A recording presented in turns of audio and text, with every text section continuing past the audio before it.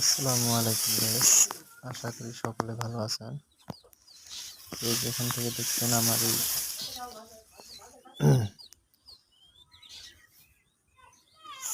COC Ghat, Goalpara district Lakshmipur.